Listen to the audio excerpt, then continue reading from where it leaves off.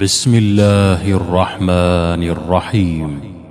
والعاديات ضبحا فالموريات قدحا فالمغيرات صبحا فأثرن به نقعا فوسطن به جمعا إن الإنسان لربه لكنود وإنه على ذلك لشهيد وإنه لحب الخير لشديد أفلا يعلم إذا بعثر ما في القبور وحصل ما في الصدور إن ربهم بهم يومئذ لخبير.